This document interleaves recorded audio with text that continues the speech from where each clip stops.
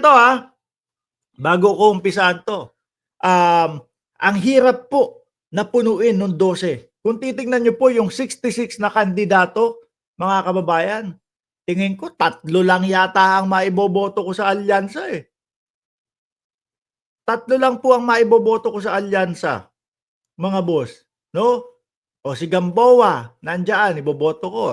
Si Heidi Mendoza, iboboto ko. Tingin ko masasama sa akin sa listahan ko, si Kiko Pangilinan at si Bam Aquino. 'No, kasi kapagka binasa mo lahat yung mga kandidato, mga bossing, wala, lalo na yung siyam doon sa ano, yung siyam doon sa PDP, alang wenta, 'no? Halatang wala tayong kapupuntahan do'n. Oh, yung Willie Revillame, si Kuya Will, alaws din ho, mga kababayan.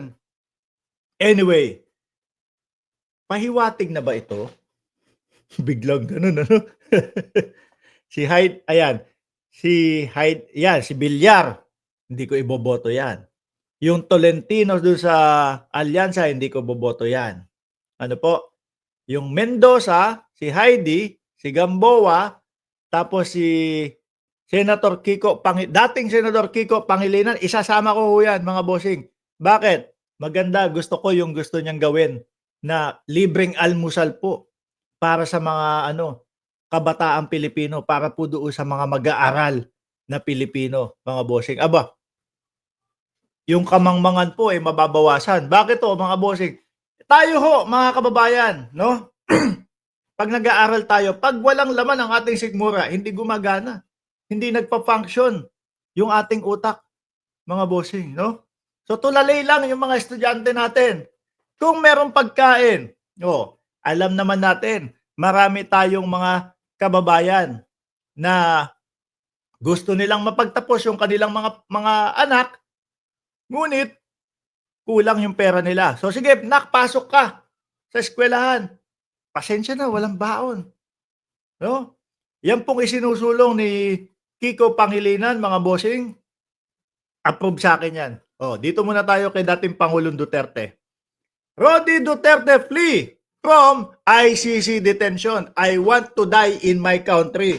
Ano ba to? Sa tingin nyo, mga kababayan, nagpapahiwatig na ang dating Pangulong Duterte? Nagpapaawan? Kasi ito Panelo, ano sinasabi ni Panelo? Pag namatay sa ICC ang dating Pangulo, magkakagulo ang bayan. Panelo yun, ha?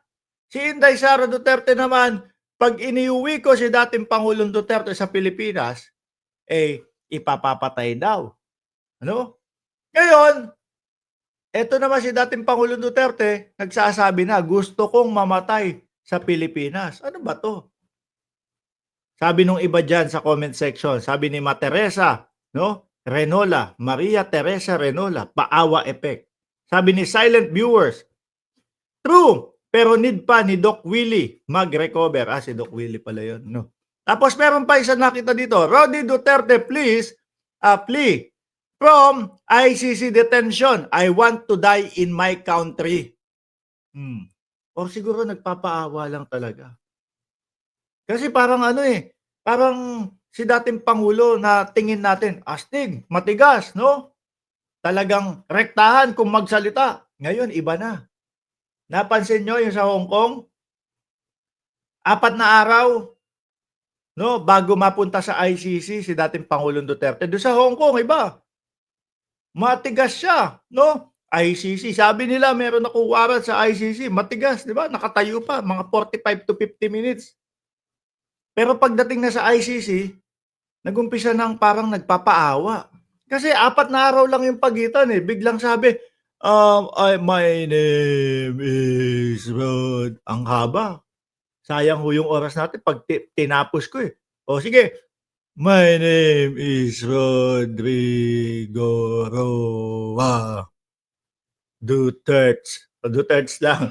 Duterte. No, tapos, pagkatapos nung hearing na yon, 2 araw naman,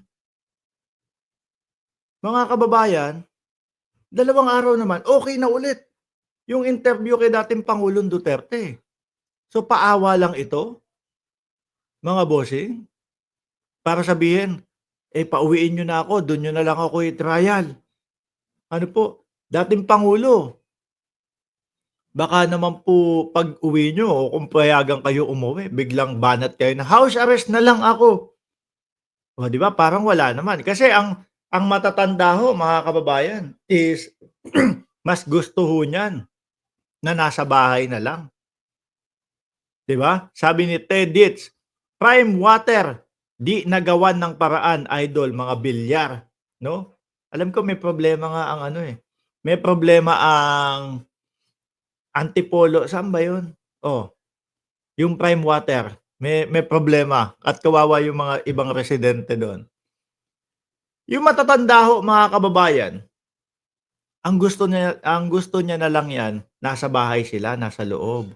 Kaya dapat siguro hayaan na ang dating Pangulong Duterte doon sa ano, doon sa ICC. At least 'pag inuwi 'yan dito sa Pilipinas kung sakali, gagamitin na naman ho 'yan nung mga kandidato nila na tumatakbong senador, 'no? Pagod na naman ho 'yan, baka dito matuluyan 'yan o baka sa Pilipinas lalong matuluyan 'yan. At least diyaan, ang nakikita ko, mas mahaba ang buhay ng dating pangulo. Bakit? Pahinga, 'no?